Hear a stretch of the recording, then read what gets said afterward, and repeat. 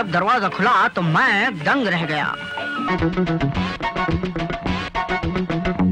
अब देर किस बात की, लड़की दिखाओ। यहाँ लड़की पसंद आई, वहाँ शादी हुई और यहाँ हमारा प्लेन हनीमून के लिए उड़ा होनोलुलु की तरफ।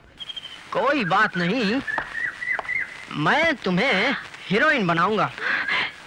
सच? ओह, तो ये बात है। हाँ, ये बात है। मैं तहे दिल से आप लोगों से माफी चाहता हूँ। हप्पू साहब, इन सब को छोड़ दो और जो असली मुजरिम है उनको पकड़ो।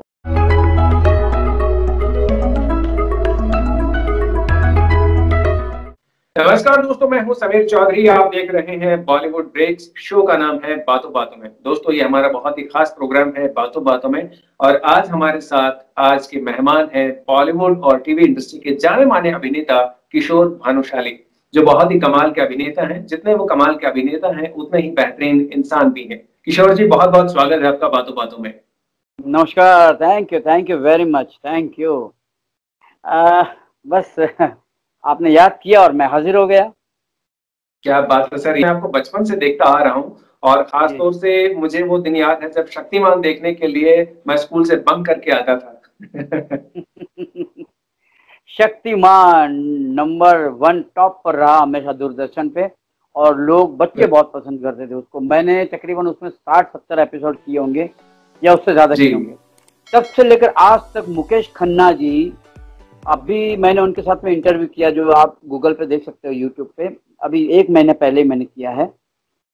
तब से लेकर आज तक मुकेश खन्ना जी जब भी कोई फिल्म बनाते हैं या कुछ भी शुरू करेंगे, सबसे पहला फोन वो मुझे करते हैं।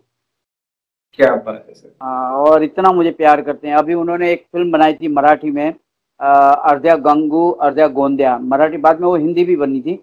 तो मुझे ही सबसे पहले फ़ोन करके बोला कि किशोर, ये तुमको फिल्म करनी है। मैंने कहा कौन से महीने में? तो उन्होंने जो महीना बताया उसमें मैं बहुत बिजी था। मैंने कहा सर ये तो मैं नहीं कर सकता हूँ। मेरे लिए उन्होंने पूरी डेटें चेंज करवाई, शूटिंग की पूरा शेड्यूल चेंज कर दिया। तो मैं मुकेश खन्ना जी का वैसे बहुत आभारी हूँ। बहुत बेहतरीन इंसान तो है ही, और बहुत अच्छे एक्टर भी हैं, बहुत अच्छे इंसान भी हैं, और मेरे बहुत अच्छे दोस्त हैं वो। जी, क्या बात है। तो चलिए सर, आपके फिल्मी सफर के, आपके बचपन में आपको लिए चलते हैं, आपके बचपन के खूबसूरत गलियारों में जहां से आपका जन्म हुआ, और आपका पारिवारिक माहौल कैसा था। बहुत लंबी कहानी है और ये मैं कई बार बता भी चुका हूँ। राजेश खन्ना जी, हिंदुस्तान का पहला सुपरस्टार। आराधना फिल्म से पहला सुपरस्टार जो शब्द है वहां से आया था। तो उस वक्त हम राजेश खन्ना के बहुत बड़े फैन थे, और मैं सबसे बड़ा फैन रहा जितेंद्र जी का, और वो आज तक मैं हूँ। आज भी जितेंद्र जी का कोई गाना आता है तो मैं रुक जाता हूँ, सारे काम में छोड़ देता हूँ। और मैं बड़ा खुशनसीब रहा हूँ इस मामले में कि जीतू जी के साथ में मैंने कुछ 4 फिल्में की। मेरे बहुत अच्छे दोस्त हैं इस वक्त जितेंद्र जी, और बहुत अच्छे इंसान हैं। और आशा पारेख जी, जिनकी मैं 3-4 सीरियलें कर चुका हूँ। तो उस वक्त मैं राजेश खन्ना, मतलब पूरी दुनिया राजेश खन्ना के पीछे पागल थी। तो एक लड़का जो मेरा क्लासमेट था स्कूल में, एक पीपल के पेड़ के नीचे हम लोग खड़े थे। उस वक्त हाथी मेरे साथ रिलीज हुई थी, और उसने मुझे बताया कि तुम्हारी शक्ल जो है देवानंद साहब से बहुत मिलती है। अब मैंने कभी नाम भी नहीं सुना था। मैंने कहा भाई ये देवानंद कौन है? उसने बताया जॉनी मेरा नाम एक फिल्म है, उनका हीरो जो है वो देवानंद है। मैं छोटा बच्चा था उस वक्त। अब ये उसने गोली मेरे दिमाग के अंदर डाल दी। तो मैंने कहा देवानंद साहब की फिल्म देखनी है। तब वैकेशन हुआ, मैं अपने मामा के घर चला गया, पालघर। वहां पता चला कि ये गुलिस्तान नाम की एक फिल्म लगी है जिसमें देवानंद साहब है। मैंने मेरे मामा जी के लड़के से कहा, रंजीत नाम है उसका, मैंने कहा रंजीत मेरे को पिक्चर दिखा दे यार। उस वक्त पिक्चर देखनी या दिखाना बहुत बड़ी बात थी। शायद 1 रुपया टिकट था या 12 आना टिकट था, लेकिन इतने भी पैसे जेब में तो हुआ नहीं करते थे। मैंने कहा यार पिक्चर देखा। उसने कहा ठीक है। वो मुझे ले गया, उसने मुझे ये गुलिस्तान हमारा दिखाई, और मैंने कहा यार बिल्कुल ऐसे लगता है कि मैं हूँ ये। तो मैं उसके बाद जब वापस बॉम्बे आया, फिर मेरा भाई मुझे ले गया ज्वेल थिक फिल्म दिखाने के लिए देवानंद साहब की। बस उसके बाद क्या था, मैं आईने के सामने खड़ा हो गया, मैंने कॉलर का बटन बंद किया, रुमाल बांधा, गर्दन हिलाई। आज 50 साल हो गए, आज भी गर्दन हिल रही है। तब से ये सफर जो शुरू हुआ है, उसके बाद ये स्टूडियो, वो स्टूडियो, ये प्रोड्यूसर, ये डायरेक्टर, सबसे मिलता रहा। 15 साल गुजर गए इस बात में, किसी ने मुझे काम नहीं दिया। शत्रु साहब से मेरी बहुत अच्छी पहचान थी, शत्रुघ्न सिन्हा साहब। वो मुझे अपनी गाड़ी में ले लेके मुझे घूमते थे, मुझे सबसे मिलवाते थे। अच्छे से मिलिए, बच्चे की एक्टिंग देखिए क्या करता है। बेटा बेटा शुरू हो जाए, ये बटन बांध, रुमाल बांध, हाँ डायलॉग बोल जॉन मेरा नाम का, और बेटा आइए देखिए बच्चा क्या करता है, काम दीजिए इसे। ये शत्रु साहब बोलते थे और सब लोग हाँ बोलते थे, लेकिन काम मुझे नहीं मिला। और शत्रु साहब से आज भी मेरी इतनी अच्छी दोस्ती है। उसके बाद रजा मुराद साहब ने भी मुझे बहुत हेल्प किया, सुमित सहगल, जिन्होंने मुझे स्ट्रगल के दिन हेल्प किया, उनका एहसान मैं कभी नहीं भूलूंगा। काफ़ी स्ट्रगल, काफ़ी मेहनत के बाद मुझे जब काम नहीं मिला, तो अच्छा ये स्ट्रगल भी मैं करता था, वो छुपके छुपके करता था ताकि घर वालों को पता न चले, क्योंकि फिल्मों में स्ट्रगल करना बहुत बुरा माना जाता था। फिल्में देखना भी बुरी बात थी। मुझे फिल्में भी देखनी होती थी तो मैं चुपके चुपके जाता था, घर वालों को पता न चले ऐसा। अच्छा जेब में तो पैसे होते नहीं थे, तो टिकट का कुछ था 2.5 रुपया या 2 रुपया या 3 रुपये के करीब था। इतना पैसा उस वक्त होता नहीं था जेब में, बहुत बड़ी बात थी। 2.5 रुपया बहुत बड़ी बात थी। 1 रुपया किसी तरह से मैं जमा करके जेब में रखता था। अब वो ब्लैक वाले जो हैं वो वहाँ पे घूमते रहते थे, तो जैसे आधे घंटे की फिल्म गई, उनकी टिकट नहीं बिकी, तो वो मेरे पास आते थे। अच्छा वो मुझे पहचानते थे कि इसके पास 1 ही रुपया होगा, चल ला चल निकाल 1 रुपया। मैं 1 रुपया देता था और टिकट लेके मैं अंदर जाके फिल्म देखता था। आधे पौने घंटे के बाद ऐसे मैंने कई फिल्में देखी हैं। फिल्म देखने का बड़ा शौक था, बहुत बहुत। जैसे गणपति में रोड पे फिल्में दिखाते थे, वहां जाके हम लोग बैठ जाते थे। किसी दोस्त ने अगर फिल्म दिखा दी तो वाह वाह, उससे बड़ा दोस्त कोई नहीं। और तो इस तरह से फिल्मों का कीड़ा था, एक्टिंग सीखने के। एक्टिंग नाम की जो चीज है ना, वो सीखी नहीं जाती है, वो आपके खून में होती है, आपके ब्लड में होती है। आप उसको फिनिशिंग कर सकते हो उसे। ये जो स्कूलें आज जो खुली हैं, एक्टिंग क्लास सिखाते हैं स्कूल, ये मैं नहीं समझता हूँ कि एक्टिंग कोई सिखा सकता है। उसको आप पॉलिश कर सकते हैं। एक्टर तो आप पहले से हैं, आप ऑलरेडी एक्टर हैं। आप वहां जाके अपने आप को पॉलिश करते हो और फिर आप निखर के बाहर आते हो। लेकिन ये इतना तो अभी उस वक्त था नहीं, हमारे इतना जेब में पैसा भी नहीं था, और अगर होता भी तो माँ बाप हमको अलाउड नहीं करते। तो बस फिर पिताजी के धंधे पे लग गया। काफ़ी सालों तक मैंने डैडी का धंधा संभाला। उसके बाद देखो किस्मत का करना, मुझे एक वीडियो फिल्म मिल गई। वो वीडियो फिल्म से मुझे दिल फिल्म मिली। और दिल फिल्म कैसे मिली वो बहुत लंबी कहानी है, जो मैं बताने जाऊंगा तो 1 घंटा और निकल जाएगा। वहाँ मैं पारसी बंगलो था, वहाँ मैं पहुँच गया। पारसी बंगलो जो बैंड स्टैंड बांद्रा में है, वहाँ मैं पहुँच गया किसी तरह से। हालांकि मैं दुकान पे था, मैंने किसी को फ़ोन किया, उसने बोला दिल पिक्चर की शूटिंग चल रही है, तुम पहुँच जाओ। मैं वहाँ पहुँच गया। वहाँ काफ़ी क्राउड था, वहाँ पे कुछ सीन चल रहा था आमिर खान का। मैं वहाँ गया तो किसी ने कहा कि भाई यहाँ वीडियो फिल्म की शूटिंग नहीं चल रही है। मैंने कहा मुझे पता है वीडियो फिल्म की शूटिंग नहीं चल रही है। मैं अंदर गया, मुझे किसी ने क्राउड में खड़ा कर दिया। थोड़ी देर में अरुणा ईरानी जी का भाई आया, अडी ईरानी, जो मेरा बहुत अच्छा दोस्त था, और ये फिल्म इंदु ईरानी साहब बना रहे थे। वो भी अरुणा ईरानी जी के भाई हैं। तो अडी मेरा अच्छा दोस्त था। अडी ने कहा अरे तू यहाँ कैसे? मैंने कहा यार काम के लिए आया था, लेकिन ये क्राउड के तेरे को क्राउड में खड़ा कर दिया। मैंने कहा उसका मुझे कोई अफसोस नहीं है, मुझे क्राउड में खड़ा किया, लेकिन यार ये सब ब्रेक डांस कर रहे हैं और ब्रेक डांस वगैरह मेरे को तो कुछ आता नहीं है।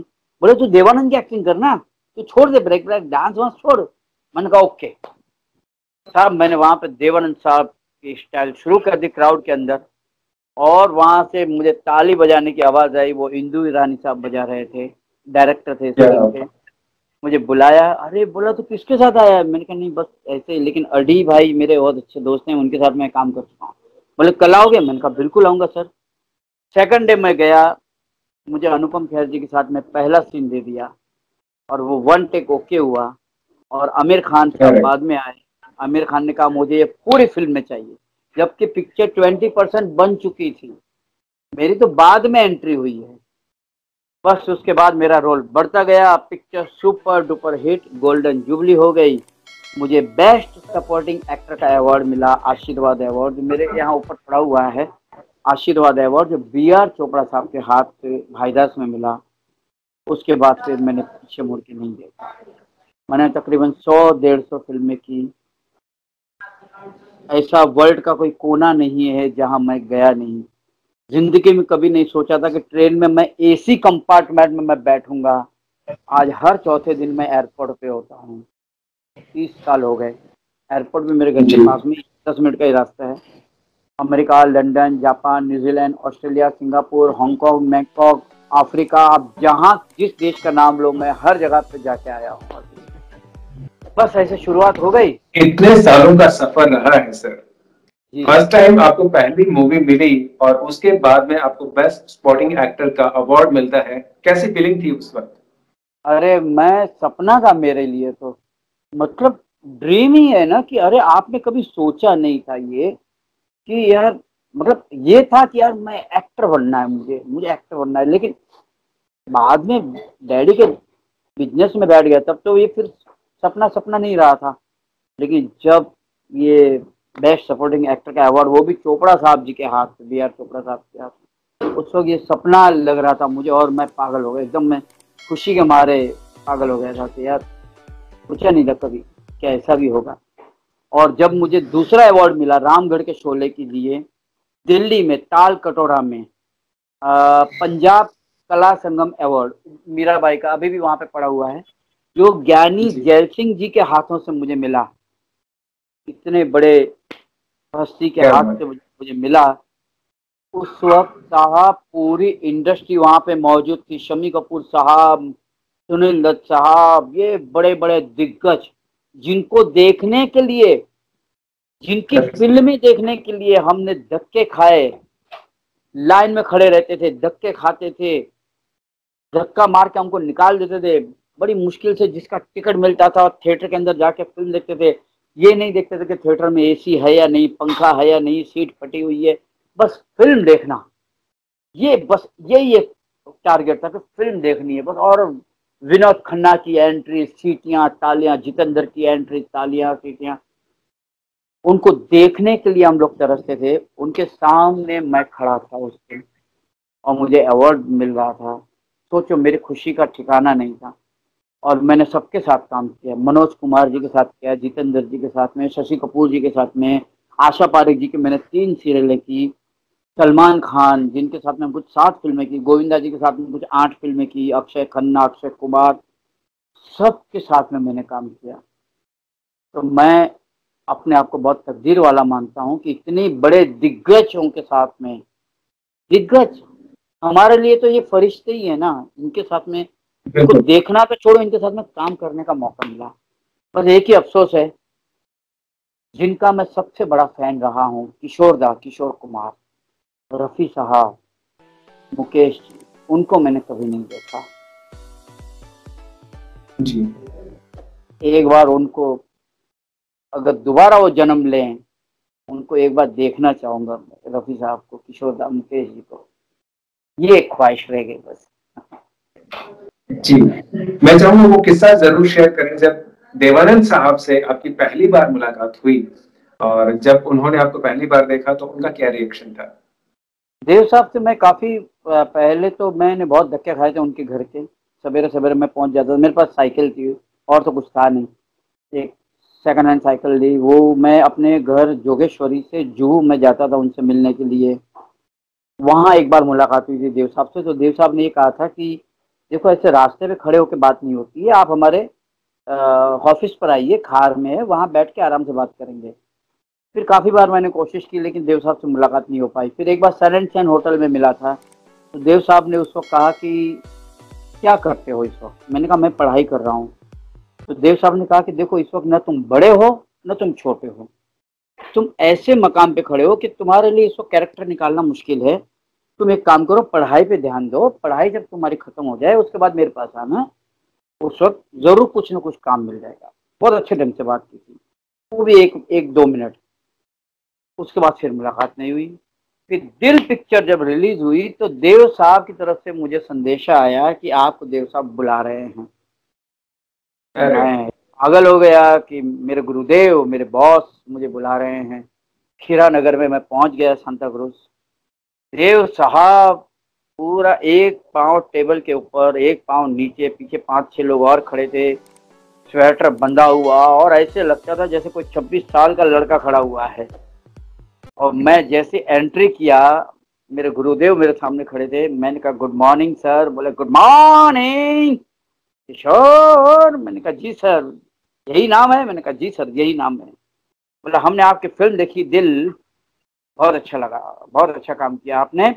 ऐसे लगता है कि आज के बाद मुझे आपको इमिटेट करना पड़ेगा, मुझसे ज्यादा तो आप देवानंद लग रहे हो। मजाक के मूड में थे, वहां पे सब हंस रहे थे। कितनी फिल्में कर रहे हो? मैंने कहा सर इस वक्त तो कुछ 10-12 फिल्में हैं मेरे पास। 10-12 फिल्में हैं मेरे पास? तो 2 फिल्में हैं। ओके, आगे क्या करना चाहते हो? मैंने कहा सर आपके साथ काम करना है बस, और क्या। मुझे काटो तो खून न निकले, ये हालत थी मेरी। मेरे मुंह से शब्द नहीं निकल रहे थे, क्योंकि यार देव साहब मेरे सामने खड़े हैं बॉस, इतनी बड़ी हस्ती, उनके सामने मैं खड़ा हूँ। तो मैंने कहा सर एक ही ख्वाहिश है, आपके साथ काम करना है। बोले ठीक है, लेकिन आप झटके कम दोगे, क्योंकि आपने दिल में बहुत झटके दिए हैं। हम आपको बुलाएंगे, साथ में काम करेंगे। Okay bye, thank you, okay bye. बस वही 5 मिनट की मुलाकात हुई। उसके बाद अभी देव साहब की जब डेथ हुई तो उससे 2 महीने पहले मैंने उनके साथ में बैठ के फिल्म देखी गाइड, और वो रेडियो मिर्ची वालों ने रखी थी, अनमोल। रेडियो मिर्ची पे अगर आप देखते होंगे अनमोल जो आते हैं, अनमोल आज बहुत बड़ा नाम है अनमोल। वो मेरा बहुत अच्छा दोस्त है अनमोल, वेरी नाइस पर्सन। तो क्या कह रहा था मैं, हाँ, अनमोल जी ने रखी थी ये 2 फिल्में। वैसे 5 फिल्में थी, जिसमें से 2 देवानंद साहब की थी। तो मुझे उनके साथ बैठ के एक फिल्म देखने का मौका मिला देव साहब के साथ। और मेरे साथ में जैकी दादा भी थे, जैकी श्रॉफ, जो देवानंद के सबसे बड़े फैन हैं, जगुदा। और मैंने जैकी दादा के साथ तो मैंने कितनी फिल्में की हैं, बहुत फिल्में की मैंने जैकी श्रॉफ के साथ। जगुदा इज अ ग्रेट मैन। तो मैं खुशनसीब रहा तो उनके साथ बैठ के मुझे फिल्म देखने का मौका मिला देवानंद साहब के साथ।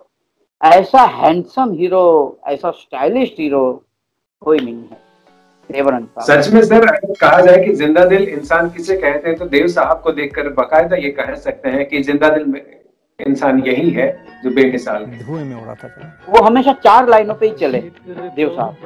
मैं जिंदगी का साथ निभाता चला गया, हर फिक्र को धुएं में उड़ाता चला गया। जो मिल गया उसी को मुकद्दर समझ लिया, जो खो गया मैं उसको भुलाता चला गया। बस यही 4 लाइनों पे हमेशा देव साहब चले कि जो हो गया उसे भूल जाओ, आगे सोचो, हमेशा आगे देखते रहो और आगे बढ़ने की कोशिश करो। देव साहब का हमेशा उद्देश्य यही रहा था। जिंदा दिल आदमी 26, उन्होंने कहा था कि आदमी की उम्र उतनी होती है जितनी वो सोचता है। अगर आप सोच रहे हो कि आप 26 साल के हो तो आप 26 साल के हो। आप दिल से बोला जवान रहो, हमेशा आप जवान रहोगे। देखिए सर, वैसे शाहरुख खान साहब का एक डायलॉग है कि किसी चीज को पूरी शिद्दत से चाहो तो पूरी कायनात उसे तुमसे मिलाने में जुट जाती है। ये बात बिल्कुल अभी सही है। 2 दिन पहले ही मैं देव साहब का एक इंटरव्यू देख रहा था, जिसमें उन्होंने यही सब बात कही थी कि इंसान कभी बूढ़ा नहीं होता। जब आप सोचते हैं जितनी उम्र का आप सोचते हैं उतनी ही उम्र के आप होते हैं। और मैं उस वक्त सोच रहा था कि काश देव साहब से कभी बात करने का मुझे मौका मिल पाता। और देखिए आज आपसे मेरी बात हो रही है डायरेक्ट। देव साहब तो देव साहब हैं भाई, वो लीजेंड है। हम तो उनके पाँव की धूल भी नहीं है। मुझे शाहरुख खान का भी आपने नाम लिया तो मुझे याद आ गया कि मैंने जो पहला शॉट दिया था, जो मैंने कहा था दिल पिक्चर का, बैंड स्टैंड, बैंड स्टैंड के सामने जो पारसी बंगलो, वो पारसी बंगलो का नाम आज मन्नत है जी, जो शाहरुख खान ने खरीदा है। मैंने पहला शॉट वहां दिया था। काफी फिल्मों की वहां शूटिंग हुई है, तेजाब की भी वहां पे हुई है, अंगार की भी वहां पे हुई है, बहुत सारी फिल्मों की। उसे पहले पारसी बंगलो कहा जाता था। जी बिल्कुल। तो सर, हर इंसान की जिंदगी में कोई ना कोई इंस्पिरेशन होती है, कोई ना कोई आदर्श होता है। तो अगर बात करें किशोर भानुशाली की, तो आपके जीवन में सबसे बड़ा आदर्श वैसे तो देव साहब हैं ही, खैर उनके अलावा जी इनके अलावा मैं सबसे बड़ा फैन जितेंद्र का तो मैं रहा हूँ, जीतू जी का। लेकिन किशोर दा ऐसा वर्सेटाइल एक्टर, फनकार, सिंगर, ओफ, मैंने आज तक नहीं देखा। किशोर दा की बात ही कुछ और है। आज किशोर दा की बहुत जरूरत है आज की तारीख में। वैसे उनको भी आदर्श मानता हूँ, मैं देव साहब को भी मानता हूँ। मैं जो अच्छी चीजें हैं वो सब चीजें मैं मिला के मैं उस पटरी पे मैं चलता हूँ। जहाँ से जो ज्ञान मिले मैं ले लेता हूँ। मैंने कुछ पर्टिकुलर नहीं रखा हुआ है कि ये इसी इसी को अपना मानना है गुरु, इसी के रास्ते पे चलना है, वो नहीं। मैं जहाँ लगता है कि नहीं ये सही रास्ता है, ये सही करना चाहिए, वहाँ बस वही मेरा उद्देश्य रहा है हमेशा। एक पर्टिकुलर नहीं है, लेकिन मैं किशोर दा का बहुत बड़ा फैन हूँ। सर, आपने इतने साल इंडस्ट्री में गुजारे हैं, पहले जो फिल्में बनती थी और अब जो फिल्में बनती हैं, कहानियों में फर्क आया है, डायरेक्शन में फर्क आया है, तो आप क्या फील करते हैं इस चीज के बारे में? बहुत पूरा पूरा टेक्निक ही चेंज हो गया है। पहले हीरो, हीरोइन, विलन और कॉमेडियन हुआ करते थे। ये सेटअप बना के, और म्यूजिक डायरेक्टर हैं, लिरिक्स हैं, सिंगर हैं। भाई रफ़ी साहब की आवाज़ शम्मी कपूर साहब पे फिट होगी, किशोर दा की आवाज़ देवानंद साहब, राजेश खन्ना पे फिट होगी। वो सब एक चुनाव होता था। मुकेश जी, शंकर जयकिशन, राज कपूर साहब, ये होता था। प्लेबैक सिंगर, गाने सिचुएशन के मुताबिक लिखे जाते थे। वो गाने में मिठास होती थी।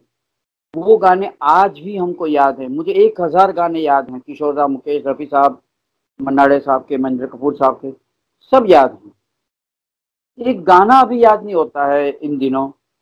कितने नए गाने मैंने याद करने की कोशिश की। पूरा टेक्निक चेंज हो गया है, मिठास नहीं रही है, संगीत में मिठास नहीं रही है। हालांकि कुछ फिल्में अभी अच्छी आई हैं, जो छोटे छोटे बजट की फिल्में बनी हैं। स्त्री है, सुई धागा है, या खोसला का घोंसला। अभी इन दिनों जो आयुष्मान की जो फिल्में आ रही हैं, राजकुमार की जो फिल्में आ रही हैं, छोटे बजट की जी। कितनी अच्छी फिल्में हैं।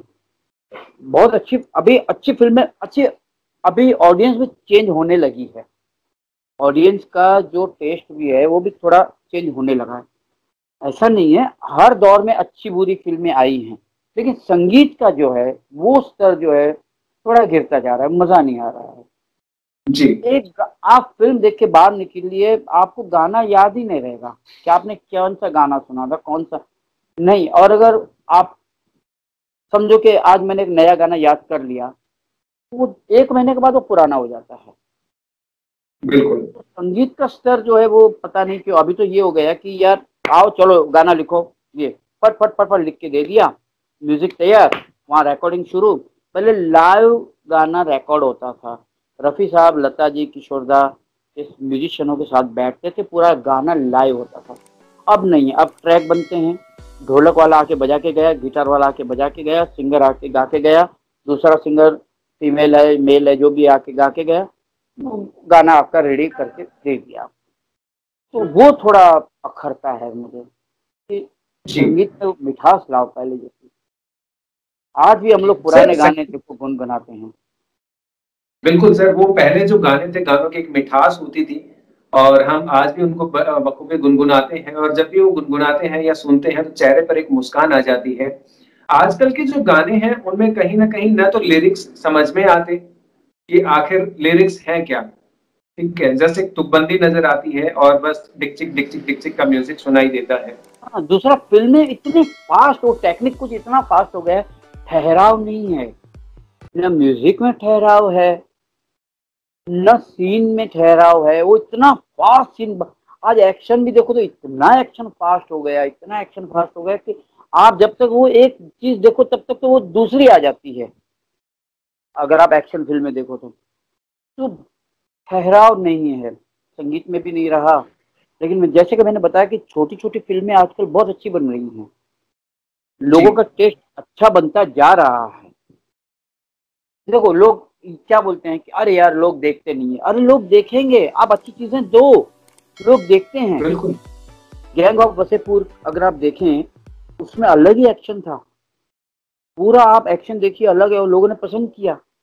सिंपल सा नवाजुद्दीन, ना कुछ बॉडी है ना कोई शक्ल है उसकी, सिर्फ टैलेंट के बलबूते पे, और वो आदमी 3 घंटा आपको जकड़े रखता है यार। और उसका गाने भी बड़े अच्छे हैं, मुझे बहुत अच्छा लगा, डायरेक्शन भी कितनी अच्छी है। तो आप अच्छी चीजें दो, लोग देखते हैं। बिल्कुल सर, बिल्कुल देखते हैं। आप सिर्फ सोचो कि नहीं यार वो कोई देखेगा नहीं यार, नई चीज करने जाएंगे यार, कुछ ऐसा नहीं है। अच्छी चीजें दो, अच्छी स्क्रिप्ट दो। आज खोसला का घोसला वेडनेसडे फिल्म देखिए साहब, क्या फिल्म है वो। एक फिल्म है जिसपे से कमाल। हॉलीवुड हॉलीवुड फिल्म बनी है उसपे से। क्या स्क्रिप्ट है, क्या हाँ जी। डायलॉग्स हैं। खोसला का घोसला देखिए आप। अभी जितने भी फिल्में आई हैं, स्त्री देखिए, न्यूटन देखिए, काफी अच्छी अच्छी राम फिल्में प्रसाद आई। की 13वीं। रंग बसंत, ओ रंग दे बसंती, वो तो 3 इडियट्स, व्हाट अ फिल्म। उसके जी। गाने भी अच्छे थे। कुछ फिल्में हैं जिसके गाने भी अच्छे हैं, जिसमें ठहराव भी है, जैसे दंगल, बिल्कुल सर। बहुत अच्छी फिल्म है, क्या बात है। तो जो फिल्में अच्छी हैं वो अच्छी हैं भाई, ठहराव है। फिल्म वो गाना वो जो आपके दिल में उतर जाए और बार बार देखने को जी। दिल करते यार, ये फिल्म यार वापस देखेंगे यार, मजा आएगा। आज पड़ोसन हम 50 बार देख चुके हैं, सुनील दत्त साहब की, किशोर दा की। आज भी लगता है जैसे पहली बार देख रहे हैं। मदर जी इंडिया, बिल्कुल। मुगले आजम, ये हम लोग बार बार देखते हैं यार। जब भी देखते हैं तब नई लगती है वो फिल्म। तो अभी दौर के हिसाब से सब बदलता है, उसमें हम लोग कुछ कर नहीं सकते। सर, कहा जाता है कि परिवर्तन ही प्रकृति का नियम है। पहले एक समय वो था जब हम अपने पूरे परिवार के साथ बैठकर फिल्म का आनंद लेते थे, और आजकल वो टाइम आ गया है कि हर इंसान अपने मोबाइल में ओटीटी प्लेटफॉर्म पर फिल्में देखता है। कितना अंतर आया है सर, क्या लगता है इस बारे में, क्या कहना चाहेंगे इस बारे में? साथ में रह के दूरियां हो गई हैं। पहले पहले आप बता रहे हो सही है, परिवार एक साथ में जाता था थिएटर में फिल्म देखने, और फिल्म देखना मतलब कितनी बड़ी बात थी। एक हफ्ते पहले टिकट निकाल कर लाते थे, वो जो टिकट देख देख के उसका आनंद लेते थे, और सबको बताते थे कि हम फिल्म देखने जाने वाले हैं। बहुत अच्छा, वो लोग भी इंटरेस्ट लेते थे। अच्छा, और आपको एक बात बता दूं कि जब हम लोग कोई फिल्म हमसे नहीं देखी गई, मतलब हमने नहीं देखी, तो जो देख कर आया है उसके घर पर हम लोग जाते थे, वो हमको पूरी कहानी सुनाता था फिल्म की, और पूरा मोहल्ला बैठ के वो कहानी सुनता था, और उतना ही मजा क्या बात। लेता था जितना वो फिल्म देख के आया है। एक एक चीज वो बताता था कि ऐसा होता है, ऐसा होता है। हम लोग बड़े इंटरेस्ट से बैठते थे। और फिल्म भी जब देखने जाते थे तो मैंने बताया ना कि ये नहीं देखते थे कि एसी है या नहीं, पंखा है या नहीं, सीट फटी हुई है, स्प्रिंग निकली हुई है। पूरा हम लोग उसमें डूब जाते थे स्क्रीन के अंदर। हम उस फिल्म को जीते थे। ऐसे लगते थे ये जितेंद्र, ये विनोद खन्ना, ये आशा पारे, ये वहीदा रहमान जी, ये शशि कपूर, ये हमारे परिवार के सदस्य हैं, ऐसे हमको लगता था। कमर्शियल हो गया तो 100 रुपए में तो खाना वाना खा के फिल्म देख के पूरा परिवार आ जाता था। आज 2-3 हज़ार रुपया लग जाता है। बिल्कुल सर, बिल्कुल। कमर्शियल। इसी के अलावा सर, एक एक चीज और होती थी पहले, अगर जैसे कोई रोमांटिक सीन दिखाया जाता था तो दो फूलों को आपस में मिला दिया जाता था, या दो कबूतर आपस में दिखा दिए जाते थे, तो दर्शक समझ जाता था कि हाँ, रोमांस हो गया। आजकल ओटीटी प्लेटफॉर्म पर कोई सेंसर बोर्ड नहीं है, और वहां पर मतलब खुलेआम सब कुछ नंगापन दिखाया जाता है, तो उसके बारे में क्या कहना चाहेंगे आप? वो शुरू से ये, अब सही में ये आप परिवार, इसीलिए तो आप परिवार वालों के साथ में फिल्म नहीं देखते हो ना। जी। इसीलिए तो नहीं देख पाते कि शायद कुछ ऐसा सीन आ जाएगा। आप अपने बच्चे बेटे के साथ नहीं देख सकते, आप अपनी माँ के साथ में फिल्म नहीं देख सकते। और चलो इससे हम लोग बच भी जाए, थिएटर में नहीं जाए, आजकल वेब सीरीज हैं, इसमें कोई सेंसर ही नहीं है। छोड़ो, सीन तो छोड़ो, गालियां भी होती हैं, और गालियां भी ऐसी होती हैं कि आपको या तो वॉल्यूम कम करना पड़ेगा, या तो फिर वो ब्लूटूथ तो होता है टीवी में आजकल, तो आपको ब्लूटूथ हेडफोन लगाना पड़ेगा। तो अभी गंदापन आ गया है। क्या जरूरत है ये सब दिखाने की? आप पहले भी था, देखो रोमांस तो पहले भी दिखाते थे, जैसे आपने बताया कि 2 फूल बता दिए, पेड़ के पीछे बता दिए, तो लोग समझ जाते थे भाई रोमांस हो रहा है, सुंदर भी लगता था। कुछ गाने ऐसे भी हैं, कुछ गाने जिसमें वो सब कुछ बोल डालते थे, सब कुछ कह डालते थे, लेकिन गंदापन नहीं लगता था। रफी साहब का एक गाना है, सुहाग रात फिल्म है या तो सुहाग फिल्म है, गुरुदत्त साहब के ऊपर फिल्म आया है और माला सिन्हा उसमें हीरोइन है। क्या गाने के बोल है, सब कुछ बोल दिया है, लेकिन आपको कहीं वो अखरता नहीं, गंदापन नजर नहीं आता। तू मेरे सामने है, तेरी जुल्फें हैं खुली, तेरा आंचल है ढला, मैं भला होश में कैसे रहूं, तू मेरे सामने है। रफी साहब ने क्या गाया था वो। क्या बात, बहुत खूबसूरत गाते हैं सर आप। हाँ, रूप तेरा मस्ताना, वो भी गाना ऐसा ही है, लेकिन उस गाने के लिए किशोर दा को नेशनल अवार्ड मिला था। रात नशीली मस्त समा है, आज नशे में सारा जहां है, आए शराबी मौसम बहकाए, रूप तेरा मस्ताना, प्यार मेरा दीवाना, भूल कोई हमसे ना हो जाए। कितने खूबसूरत वर्डिंग लिखे हैं, कहीं गंदापन नजर नहीं आएगा। एक लंबी फहरिस्त है जब आपने बहुत सारी फिल्में की हैं, कोई यादगार किस्सा जब आप शेयर करना चाहें किसी फिल्म का। तो काफी हैं, जैसे दिल मेरी पहली फिल्म में ही हो गया था कि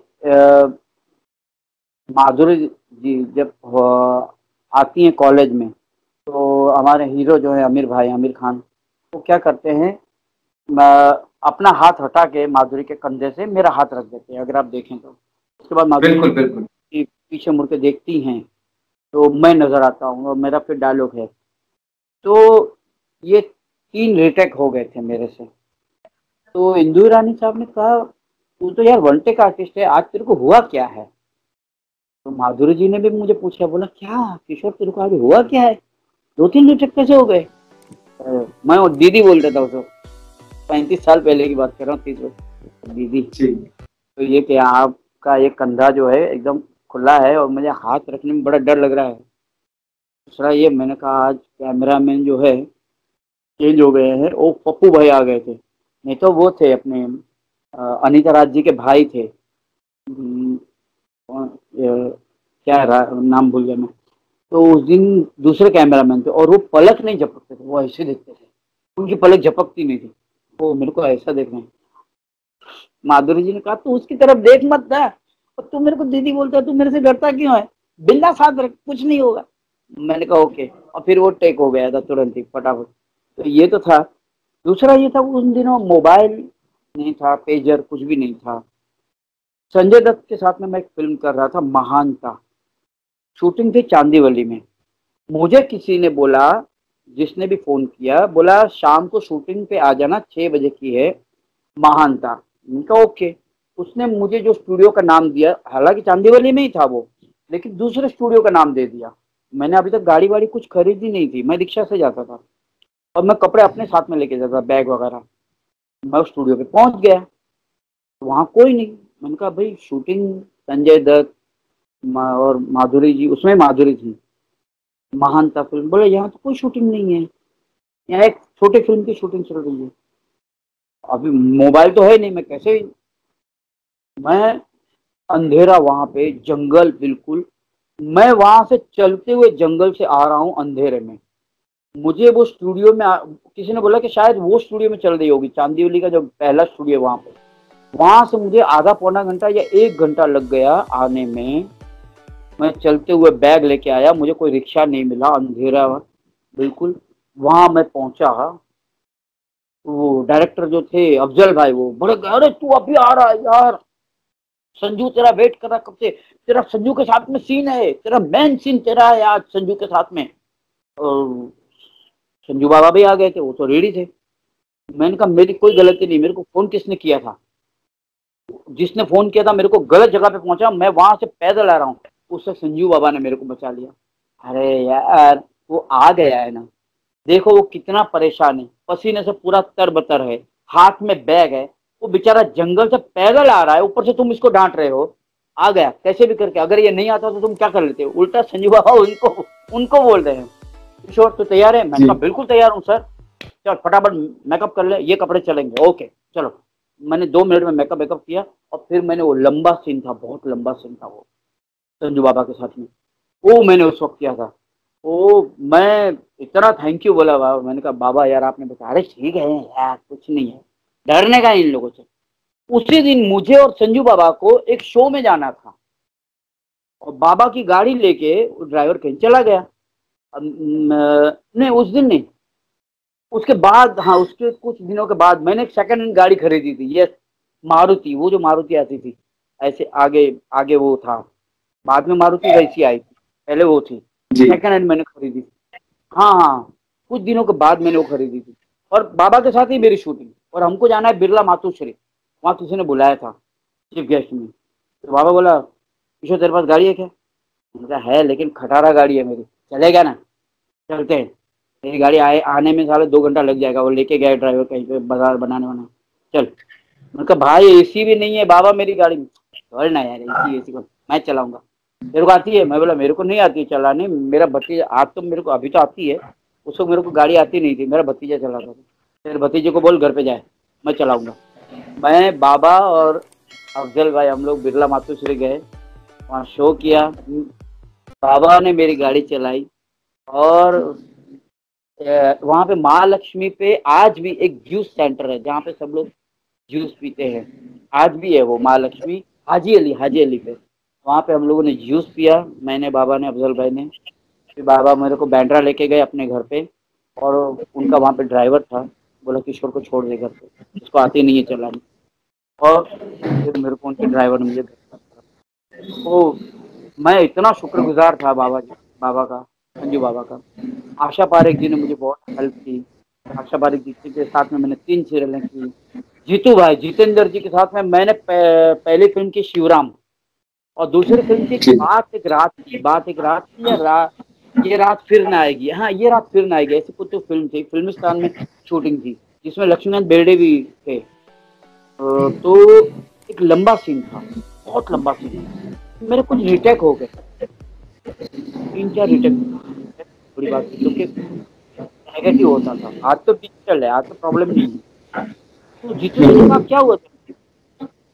जीतू जी मैं सही बताता हूँ, बचपन से लेकिन आज तक मैं आपका बहुत बड़ा फैन रहा हूँ और आपके साथ सीन करने में मेरी हालत खराब हो रही है। आपको मैं आप ही को देख रहा हूँ, मैं डायलॉग भूल जाता हूँ। तो मेरे जीतू जी बाहर लेकर आए, लाइट ऑफ करो, किशोर का मूड नहीं है, लाइट ऑफ करो, चाय पिएगा? मैंने कहा बिल्कुल पीऊंगा। चाय लाओ, किशोर के ले लाओ, एक मेरे ले लाओ। जीतू जी ने चाय मंगाई, हम दोनों ने, क्यों लड़ता है तू, समझना तू जितेंद्र है, तू जितेंद्र है, मैं नहीं हूँ, मैं किशोर हूँ, तू जितेंद्र है। बोला अभी लाइनें याद है? मैंने कहा बिल्कुल याद है, बोल। मैंने बोला इतना फर्स्ट क्लास से बोलता है, मस्त बोलता है, वहाँ करेगा? मैं कहा बिल्कुल करूंगा, चल। फिर वो 1 टेक हो गया था। तो ये बात मैं कर रहा हूँ 91 की। साथ में मैंने को 3-4 फिल्में की और मेरे जीतू जी आज सबसे अच्छे दोस्त हैं। इतने डाउन टू अर्थ है वो आदमी, इतना डाउन टू अर्थ है जीतू जी, इतना बड़ा आदमी होके मुझे सभी अच्छे मिले, गोविंदा, अक्षय कुमार, मनोज कुमार जी, आशा पारेख जी, सब लोग मुझे बहुत अच्छे लोग मिले। मैं कभी भूलूंगा नहीं इनका एहसान कि मुझे आमिर खान, पहली फिल्म में मुझे इतना हेल्प किया आमिर खान ने। माधुरी जी ने मुझे कितनी हेल्प की थी। माधुरी जी ने मुझे 2 बार अपनी गाड़ी में मुझे हाईवे पे छोड़ा था, जहाँ से शूटिंग होती थी वहाँ से 2 बार मुझे, गाड़ी वाड़ी तो थी नहीं मेरे पास। तो मैं इन लोगों का एहसान कभी नहीं भूलूंगा। ये बहुत अच्छे लोग हैं भाई, बहुत अच्छे लोग हैं, अच्छे सीधे साधे हैं। यहाँ आपको इतने बड़े जो स्टार हैं वो दिल के बहुत अच्छे हैं। बिल्कुल सर टीवी में आपने बहुत काम किया है और खासतौर से बचपन में मैंने आपका सीरियल देखा था शक्तिमान, जिसे देखने के लिए मैं स्कूल से बंक मार के आता था। वो एक्सपीरियंस आप जरूर शेयर कीजिएगा। शक्तिमान, मैं गुजराती फिल्म कर रहा था, कहाँ पे, बड़ौदा में। तो मुझे फोन आया उस पे, वो जो लैंडलाइन होती है उस पे। मैंने बताया ना उस वक्त तो मोबाइल वगैरह थे नहीं, 95 की बात है या 96 या 97, आई डोंट, अभी याद नहीं है। वहाँ पे मुकेश खन्ना जी का फोन आया। हालांकि मुकेश जी मेरे दोस्त हैं, पहले से ही दोस्त थे। बोले किशोर मैं एक सीरियल शक्तिमान, मैंने कहा हाँ मुझे पता है मुकेश जी, और मैंने आपको एक बार बोला भी था कि कम से कम कभी तो याद कर लेना मुझे शक्तिमान में। बोले तेरे लिए अच्छा एक रोल निकला है। एक दिन की मैंने छुट्टी ले ली शूटिंग से, और उनको इतना पसंद आया कि मेरा रोल फिर बढ़ा दिया। और उसके बाद मैंने 50-60 एपिसोड किए, और जो मज़ा आया शक्तिमान में काम करते हुए, वो जो आपने सीन किया है वही सीन आपको दोबारा करना पड़ता था वहाँ पे। मतलब क्या था, एक तो आपको आपने जो कॉमन होता है रेगुलर, वो सीन आपने कर लिया। उसके बाद वही सीन आपको क्रोमा में करना पड़ता था। क्रोमा जी। होता है ना, क्रोमा में करना पड़ता था। तो सवेरे 9 से लेकर रात को 2 बजे तक शूटिंग चलती थी, और सेकंड डे फिर मुझे जाना है उसी की डबिंग करने के लिए। तो डबिंग भी वहीं होती थी। मुकेश खन्ना जी ने अपने यहाँ पे ही अपने ऑफिस में ही रिकॉर्डिंग स्टूडियो भी खोल के रखा हुआ है, डबिंग स्टूडियो। तो वहाँ पे डबिंग होती थी। लेकिन बहुत मजा आया मुकेश जी के साथ काम करके, और मेरा रोल इसमें मैं छोटा बन जाता हूँ। तो यादगार रोल रहा शक्तिमान का। एक बात का मुझे फायदा हुआ, एक बात का मुझे, क्योंकि जब मैंने पहले दिन जब वहां पे काम किया तो मुझे मुकेश जी ने कहा, किशोर मुझे इसमें किशोर चाहिए, मुझे देवानंद नहीं चाहिए। मैंने कहा सर मैं भी यही चाहता हूं कि आप मेरे से किशोर करवाए, देवानंद न करवाए, क्योंकि मैं बहुत कर चुका हूं। अब मुझे मुझे अपना कुछ दिखाना है, नेचुरल एक्टिंग। क्योंकि आप जब किसी की कॉपी करते हो ना, तो उसमें जी, दैट इज नॉट इजी। किसी की कॉपी करना इजी नहीं है, बहुत डिफिकल्ट है ये, बहुत डिफिकल्ट है। क्योंकि आपको पूरा उसको घोल कर पी जाना होता है उस सामने वाले को। उसका देखने का अंदाज, उसका चलने का स्टाइल, उसका बोलने का स्टाइल, आपको पूरा आपके अंदर ढाल देना पड़ता है, अपनी रूह के अंदर उसको उतारना पड़ता है। बहुत डिफिकल्ट है किसी की एक्टिंग, किसी की कॉपी करना। लेकिन जब आप अपनी एक्टिंग करते हो तो इजी हो जाता है, क्योंकि आपकी वो अपनी बॉडी लैंग्वेज है, तो आप इजी हो जाता है। आप जैसे चाहे डायलॉग अपने ढंग से बोलिए। तो मैंने कहा मुकेश जी बस मुझे यही चाहिए कि मुझे अपनी एक्टिंग करनी है, मैं देव साहब इसमें नहीं करूंगा। बोला ओके। नवरंगी चोर था मैं इसमें, और फिर जो मुझे मजा आया है काम करने में, और वो मुझे ये फायदा हुआ कि लोगों ने फिर मुझे नवरंगी चोर कह के बुलाना शुरू कर दिया था। अरे वाह सर, बहुत ही खूबसूरत यादें हैं। अभी फिलहाल आपका एक बहुत ही खूबसूरत और हंसाने वाला सीरियल आता है, हप्पू की उल्टन पलटन। जो अक्सर आप हंसाते हैं, गुदगुदाते हैं, तो उसके बारे में बताइए प्लीज। बहुत बहुत प्यारा सीरियल है, और हप्पू सिंह खुद एक अच्छा एक्टर तो है ही, अच्छा इंसान भी है। एक्चुअली तो ये हप्पू सिंह तो बाद में स्टार्ट हुआ था, पहले तो भाभी जी शुरू हुआ। भाभी जो कि टॉप पे ही रहा, शुरू से ही टॉप पे था भाभी जी घर पे। देखो जब कोई एक चीज हिट होती है तो एक आदमी की वजह से नहीं होती है, उसमें पूरा यूनिट होता है, पूरी टीम वर्क होता है। सबसे पहले आता है राइटिंग। आपकी राइटिंग कैसी है? अगर राइटिंग अच्छी है, उसके बाद डायरेक्टर, उसके बाद एक्टर, उसके बाद एक्टरों के अंदर और डायरेक्टर के अंदर ट्यूनिंग कैसी है। सब चीजें जब मिलती हैं तब एक खूबसूरत चीज आके बाहर आती है। ये सब था वहां पे। तो मुझे बुलाया गया था इसमें एक एपिसोड के लिए, जैसे शक्तिमान में भी एक एपिसोड के लिए।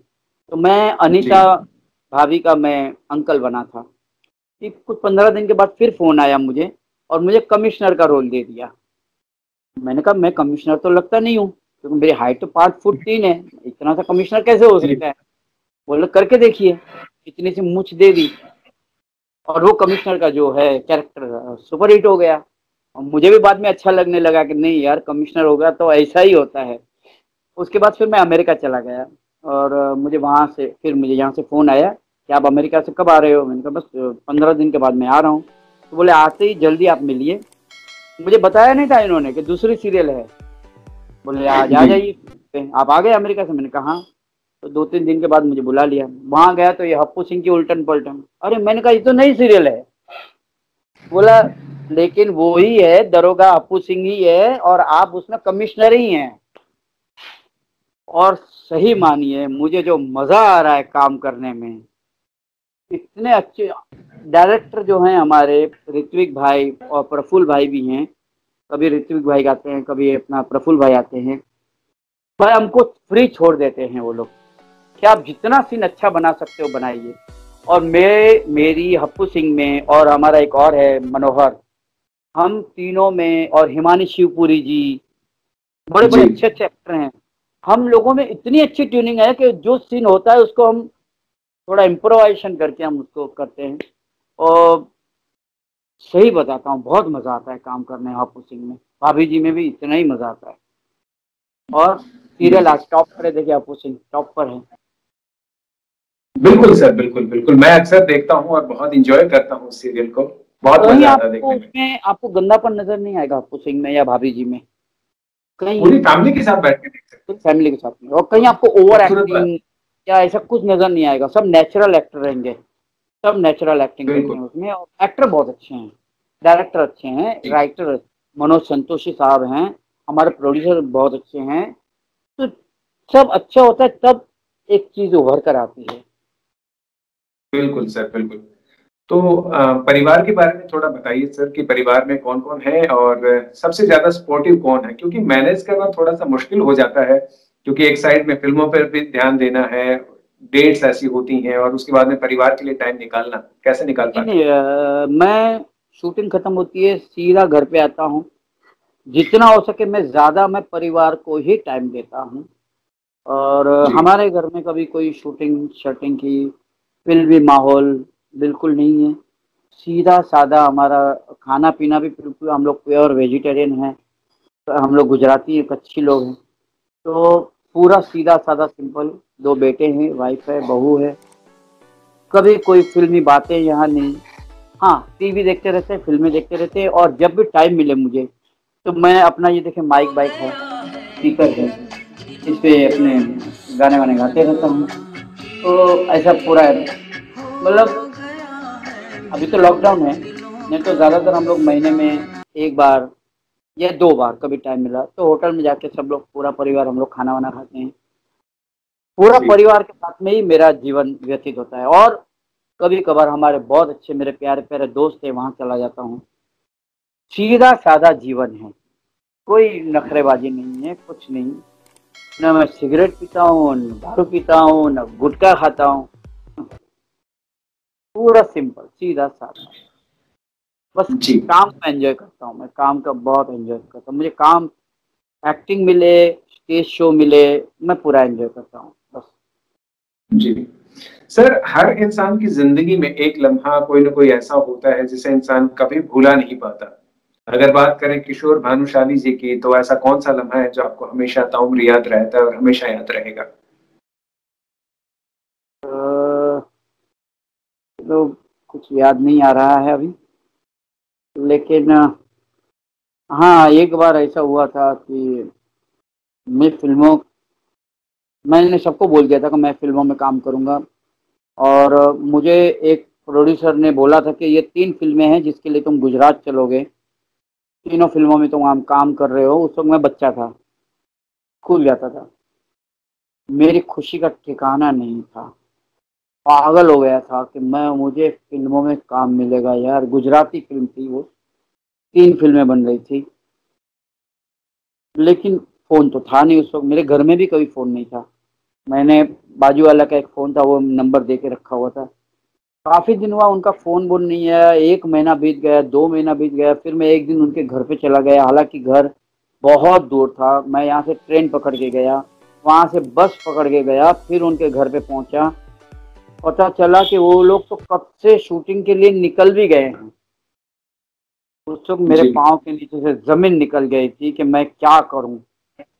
मैं इस वक्त तीसरे माले पे हूँ, यहाँ से मैं जम करके मर जाऊं, मैं क्या करूं, मुझे समझ में नहीं आ रहा था। क्योंकि मैंने सबको बोल दिया था कि मैं फिल्म करने वाला हूँ, अभी मैं एक्टर बनने वाला हूँ, आप देखना मेरे को बड़े स्क्रीन पे। वो मैं कभी नहीं भूलूंगा। और ऐसे भी दो चार और किस्से हैं जो अभी याद नहीं आ रहे हैं, अचानक याद आएंगे मेरे को, जो अगले जी इंटरव्यू में मैं बताऊंगा। जी। गुस्सा आता है कभी आपको? बहुत आता है मुझे, झूठेपन पे। अगर कोई झूठ बोल रहा है, सच बोलो। तो जो दिखावा करता है उस पे मुझे बहुत गुस्सा आता है, झूठेपन पे गुस्सा आता है, बनावटीपनों पे बहुत गुस्सा आता है मुझे। और जो दोगले हैं, दोगले इंसान पे मुझे बहुत गुस्सा आता है। क्योंकि मैंने हमेशा सीधा जीवन व्यतीत किया है। मैं शोबाजी भी कभी नहीं करता हूँ। मैं शूटिंग पे भी जाता हूँ तो मैं कभी ये तड़क भड़क या चश्मा बश्मा लगा, ये नहीं, सीधा साधा रहो यार, सिंपल रहो, जो ऋषि कपूर ने बोला था आपकी अदालत में। जी ये पता नहीं रात में भी गॉगल्स काले चश्मे लगा कर क्यों हमारे हीरो घूमते हैं। तो मुझे बनावटीपन से, दोगलेपन से, झूठे इंसानों से बहुत बहुत गुस्सा आता है, लेकिन उसका कोई इलाज नहीं है। भगवान ने उसको बिल्कुल बनाया है तो बना हुआ है। गुस्सा तो हर आजकल व्हाट्सएप पे देखते हैं कुछ चीजें ऐसी ऐसी आ रही हैं, उस पर भी बहुत गुस्सा आता है। खैर वो तो आगे की बात है। बिल्कुल वो सर बिल्कुल। वो टॉपिक ही अलग है पूरा। जी सर, जो यंग जनरेशन है जो इस फिल्म लाइन में आना चाहती है, जो एक्टिंग में अपना करियर बनाना चाहते हैं, उनके लिए आप क्या मैसेज देना चाहते हैं? अंधे होकर जो दौड़ते हैं ना, जो अड़ोस पड़ोस वाले जो बोलते हैं अरे तू जा बॉस, तू जिस दिन गया शाहरुख खान की तू छुट्टी कर देगा, अरे जो चढ़ाने वाले होते हैं, एक्टिंग स्कूल ज्वाइन कर ले, एक्टिंग स्कूल की फीस कितनी है, लाखों में होती है। एक्टिंग सीखी नहीं जाती है। अगर आप वाकई में एक्टर हैं, ऑलरेडी आपके ब्लड में है, तो आप उसको, मैंने जैसे कि बताया कि आप उसको पॉलिश कर सकते हो। और हमने कौन सा स्कूल ज्वाइन किया है, हमने कौन से गानों की ट्रेनिंग ली है, किशोर दा ने कौन सी ट्रेनिंग ली थी, फिल्में देख देख के इनको, ये इतने दिग्गज लोगों को देख देख के हमने एक्टिंग सीखी, इतने दिग्गजों को सुन सुन के हमने गाने सीखे। तो एक्टिंग तो एक तो सीखने की चीज़ है नहीं। अगर आपको लगता है कि आप वाकई में बहुत अच्छे एक्टर हैं, तो कुछ सीन अपने घर में कीजिए, देख के कि ये सीन मैं कर सकता हूँ, अकेले में कीजिए, आईने के सामने खड़े हो जाइए, और ये सोच के अगर आप आते हो कि जैसे मैं बॉम्बे में कदम रखूंगा और काम मिलना शुरू हो जाएगा, ऐसा नहीं है। यहाँ रोज हजारों लड़के लड़कियां आते हैं काम ढूंढने के लिए, जो बाद में कितने सालों से यहाँ स्ट्रगल करते हैं और यहाँ पेइंग गेस्ट में रहते हैं। एक एक रूम में 5-5, 10-10 लोग रहते हैं, शेयर करके, पैसा पैसा शेयर करके रहते हैं। सवेरे आपको निकल जाना है, रात तक आपको स्ट्रगल करनी है। मैं जब स्ट्रगल करता था वो स्ट्रगल अलग था। उस वक्त टीवी वगैरह नहीं था, हम लोग ऑफिसों में जा जाके चक्कर काटते थे, डायरेक्टरों के पास, प्रोड्यूसरों के पास। आज स्ट्रगल का चेंज हो गया है फॉर्मेट। अब जो है आपको वहाँ पे ऑडिशन चलते हैं, हर जगह ऑडिशन है, हजारों जगह यहाँ पे ऑडिशन है। अंधेरी में अगर आप आए तो आपको हर जगह ऑडिशन देना है, आपको पैसा नहीं देना है किसी को। अगर कोई पैसा मांगता है तो वो चीटर है।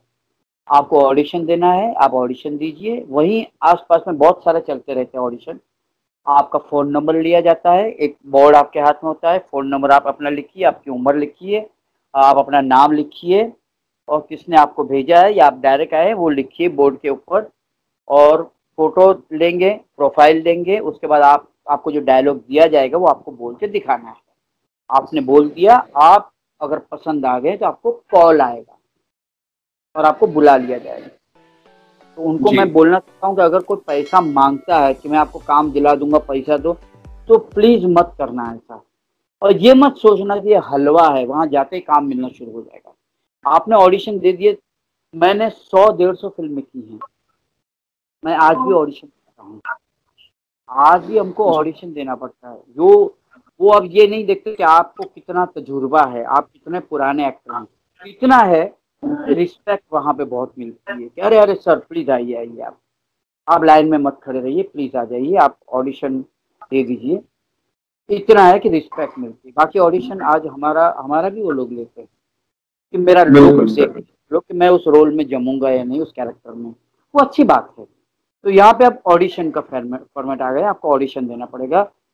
कब आपको वो बुलावा आएगा पता नहीं, एक हफ्ते में, एक महीने में, ये 1 साल में या 2 साल में, कुछ मालूम नहीं है। भगवान भी आपको नहीं बता सकता कि आप उसमें कब कामयाब हो गए। आप अपनी यही सोच के आइए तकदीर कि भाई मेरे को 2 साल रहना है, अगर मैं 2 साल में बन गया तो ठीक है, नहीं तो मैं अपने शहर वापस चला जाऊंगा, ये सोच के आ जाइए। पैसा लेकर आना पड़ेगा आपको, टाइम लेकर। बाबा कहते हैं, साईं बाबा, श्रद्धा और सबूरी, ये 2 चीजें यहाँ पे जरूरी है, और लक। बिल्कुल सर, बिल्कुल सर। इंटरव्यू के आखिरी पड़ाव पर है। मैंने आपके जीवन से रिलेटेड बहुत सारे सवाल पूछे। कोई ऐसा सवाल जिसके बारे में आप जो कोई जवाब देना चाहते हैं और मैं नहीं पूछ पाया हूं, तो प्लीज आप बताइए। नहीं, आपने बराबर पूछा, परफेक्ट पूछा, हर चीज आपने परफेक्ट पूछी। मुझे नहीं लगता कोई ऐसा सवाल रह गया। आपने मेरे जिंदगी के बारे में पूछा, फिल्मों के बारे में, फिल्मी कैरियर के बारे में, स्ट्रगल के बारे में, परिवार, सब कुछ आ गया। ऐसा कुछ, बस वही ख्वाहिश है, मैंने जो बताया, रफ़ी साहब और किशोर दा को मैं नहीं देख पाया, मुकेश जी को।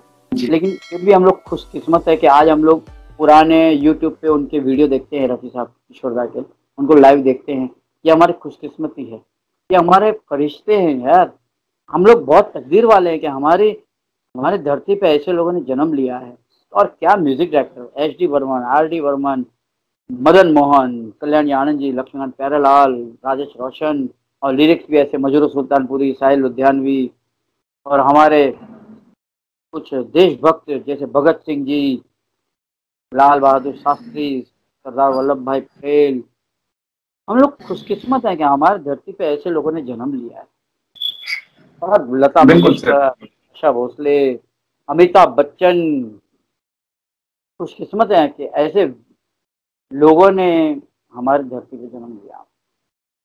जी, तो सर बहुत मजा है आपके साथ बात करके। बहुत ही कमाल और बहुत ही प्यारे इंसान है आप, सच में। जितना सोचा था उससे भी कहीं ज्यादा प्यारे इंसान है सर आप। अब दोस्तों का प्यार है भाई, थैंक यू बहुत। तो जी, और मुझे बहुत अच्छा लगा समीर तुम्हारे साथ, सही में बहुत मजा आया बात करके, बहुत अच्छा लगा, वाकई में अच्छा लगा यार। और दोबारा फिर करेंगे इंटरव्यू, अगर कुछ ऐसा लगा तो मैं आपको खुद मैं फ़ोन करूंगा और नए सिरे से एक और इंटरव्यू करेंगे।